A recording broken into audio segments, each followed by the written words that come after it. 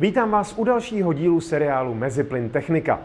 Už jsme si řekli něco o motorech, o tom, jak se postupně vyvíjely a jak se zvyšoval jejich výkon. A teď, když umíme auto pořádně rozjet, je možná na čase začít přemýšlet také nad tím, jak ho vlastně zastavíme. Úplně nejdřív se k tomu používalo tohle. No, ne tak doslova, i když kožený třecí řemen se skutečně k brzdění používal možná déle, než si myslíte. A vlastně až na posledních pár let se k zastavování auta vždycky používal princip tření, ať už to byl ten zmíněný kožený řemen, nebo třeba gumový špalek. Brzdilo se třeba jenom jedno kolo, nebo se brzdila přímo hnací hřídel auta. A i když to fungovalo jenom někdy a jenom trochu, našli se takoví blázni, kteří s tím dokonce i závodili. Původně se třel dřevěný špalek o kovovou obruč loukoťového kola klasického kočáru taženého koňmi, ale to silnějším a rychlejším automobilům pochopitelně nestačilo. Daleko účinnější se ukázalo tření gumového špalku přímo o pneumatiku, jenže to zase nesvědčilo tehdy ještě velmi primitivním plášťům. A tak se nakonec přesně na přelomu 19. a 20. století objevily první bubnové brzdy.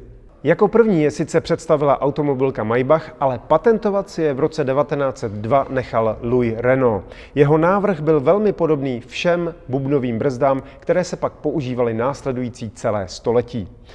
Jenom to samozřejmě ještě nebyly brzdy hydraulické, ale plně mechanické, ovládané lankem. A takhle bubnová brzda vypadá. Schválně jsem vám tady našel jednu starou otevřenou. Buben samotný, který tady je sundaný, ten rotuje s kolem. Uvnitř jsou kovové čelisti neboli pakny, to jsou ty zaoblené věci, a ty mají z vnější strany odolnou třecí vrstvu. A když se rozevřou pomocí tedy toho hydraulického pístku, tak zevnitř tlačí na ty strany bubnu a tím brzdí kolo. Tenhle systém má samozřejmě svoje nevýhody. Mezi ty hlavní patří to, že uvnitř toho bubnu se vzduch bleskově rychle přehřívá a přehřáté bubnové brzdy ztrácejí brzdný účinek, slábnou a nakonec se ten účinek úplně vytratí.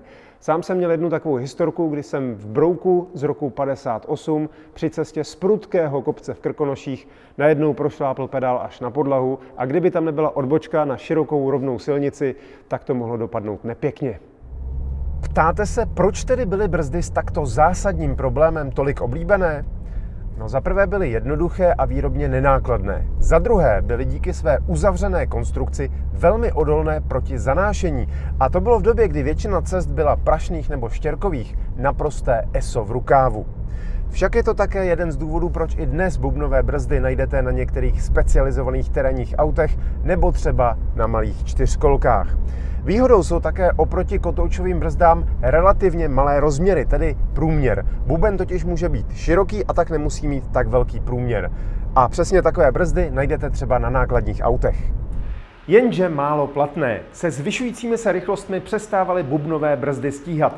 Bylo potřeba najít něco lepšího, něco, co by se lépe chladilo. A tak přišly kotouče. O jejich průlom se, stejně jako v případě spousty dalších technických vychytávek, postaral motoristický sport. Jedno z mých nejoblíbenějších závodních aut, Jaguar C-Type z roku 1953, porazil na 24hodinovce Le Mans o mnoho silnější 8válcové Cunninghamy a další vozy, přestože nebyl rychlejší. Měl ale z brusu nové kotoučové brzdy Dunlop, takže do zatáček mohl brzdit později a přesněji. Kotoučové brzdy se ovšem začaly zkoušet už daleko dřív. Jejich patent dokonce pochází už z roku 1902, tedy ze stejného roku jako Renaultův patent na bubnové brzdy. Patent na kotoučové brzdy si podala automobilka Lanchester, ovšem problém byl v tom, že tehdy ještě neexistovaly vhodné materiály. Byla použita měď a ta se extrémně rychle sjížděla. Praktičtějšího nasazení se kotoučové brzdy dočkaly ve druhé světové válce. Měly je například německé tanky Tiger. Do osobních, respektive sportovních aut se začaly montovat v 50. letech 20. století. O prvenství vedou spor automobilky Chrysler, Austin Healey a Triumph. Ovšem prvním skutečně masově prodávaným osobním autem s kotoučovými brzdami je Citroën DS. Stejně jako u bubnových brzd i tady brzdové čelisti stojí. Mají ovšem podobu třmenů, které obepínají ocelový kotouč, který se otáčí společně s kolem.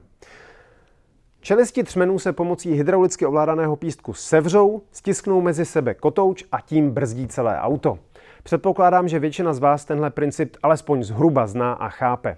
Co ale znamenají pevné či plovoucí třmeny? Proč je někde pístků potřeba víc a jinde stačí jeden? A co třeba moderní materiály jako karbon keramika? Možná byste neřekli, že právě plovoucí třmeny jsou nejčastějším řešením. Jde o to, že pístek je v brzdiči jen z jedné strany. Vysunuje tedy jen jednu destičku a ta druhá se svírá proti, protože celý třmen má volný pohyb v ose kolmé na kotouč. Tím se dostáváme k prvnímu rizikovému bodu.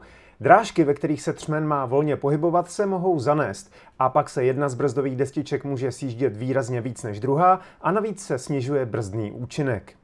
V horším případě zůstane tak blízko kotouče, že brzdí prakticky konstantně a tím se může zničit nejen destička, ale i samotný kotouč.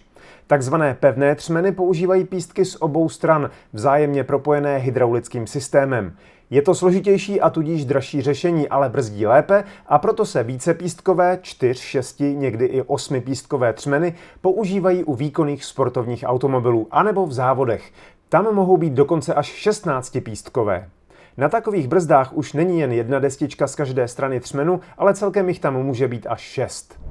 Karbon keramické brzdové kotouče jsou původně závodní záležitost. Jejich účinnost je sice skvělá, ale většinou až po zahřátí a navíc dokáží být při jízdě, respektive při tom brzdění, velmi hlučné. Proto má absolutní většina osobních aut kotouče prostě ocelové. Materiály brzdných destiček to už je úplně jiná alchymie. A nejde jenom o ten samotný materiál, jde také o způsob uchycení na základní ocelovou desku. Pokud je totiž u některých levnějších výrobků to uchycení, řekněme, ledabilé, brzdná plocha se může od té základní ocelové desky v extrémním případě dokonce i utrhnout a pak nadělá opravdu pořádnou paseku.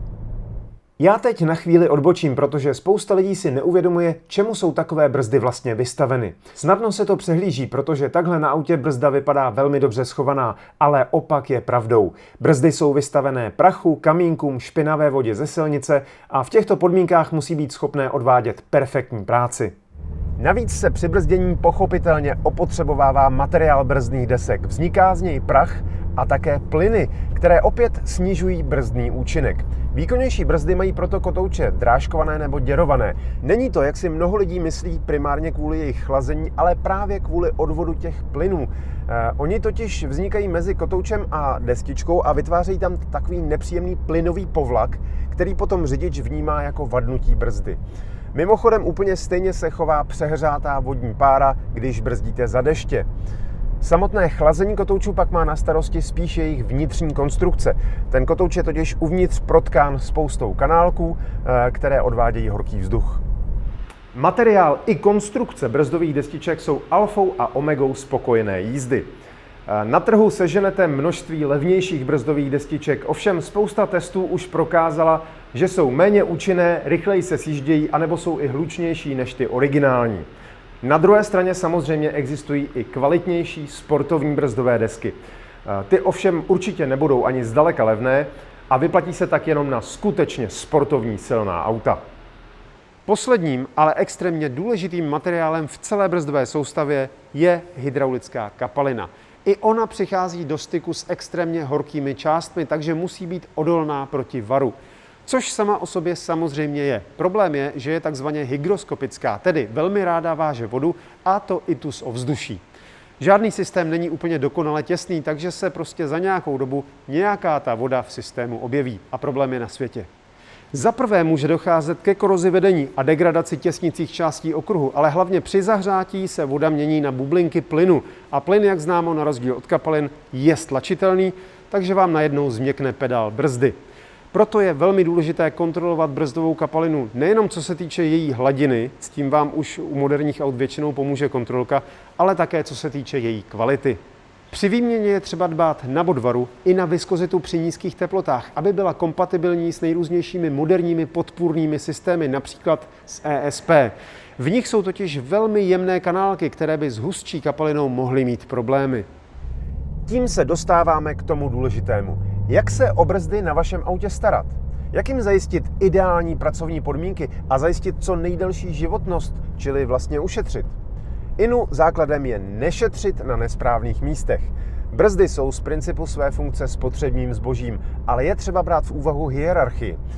Brzdové destičky jsou výrazně levnější než brzdové kotouče a tak je lepší koupit kvalitní destičky, které se sice o něco rychleji sjedou, ale na rozdíl od těch tvrdých vám nebudou tolik opotřebovávat drahé kotouče. Laciné neoriginální brzdové desky pak nejenom hůře brzdí, ale jsou i hlučné a někdy dokonce pískají. Kupovat laciné neoriginální kotouče, to už je vysloveně hazard. Mohou se při zahřívání a chladnutí zkroutit, což potom při brzdění cítíte jako chvění, brnění nebo dokonce kopání do pedálu. A to je nejen nepříjemné, ale navíc to i zatěžuje další součástky, primárně zavěšení náprav. No a kromě toho to samozřejmě opět snižuje účinnost brzd. Na závěr mám pro vás dvě dobré zprávy. Ta první je, že pokud máte nové auto, brzdy pravděpodobně nebudete muset vůbec řešit. Možná destičky, pokud toho nejezdíte opravdu hodně. Při pravidelných servisních kontrolách vám každopádně brzdy zkontrolují a vyčistí. Co ale, když máte auto trochu staršího data?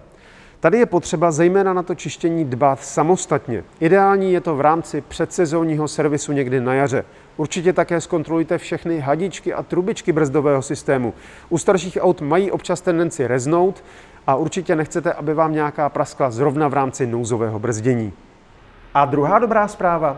Většina automobilek nabízí originální náhradní díly i na svoje starší modely. A cenový rozdíl mezi originálním a neoriginálním náhradním dílem není mnohdy nijak závratný, často jde o pouhé 100 koruny. Například u Škodovky dostanete na náhradní díly pro vozy starší 4 let s takovouto šekovou knížkou 20% slevu. A to nejen na díly, ale i na práci. Brzdy jsou na autě opravdu velmi důležité, což vám potvrdí každý, kdo někdo jel s veteránem, který brzdil opravdu mizerně. Na autech budou samozřejmě i dál, i když je možné, že se budou opotřebovávat míň a míň. U hybridních a čistě elektrických aut totiž větší část zpomalování obstarává rekuperace pomocí elektromotoru. Pohybovou energii pak místo přeměny na teplo uložíte zpět do akumulátoru a můžete ji znova využít. Ale to už je nejiný seriál. Na viděnou příště.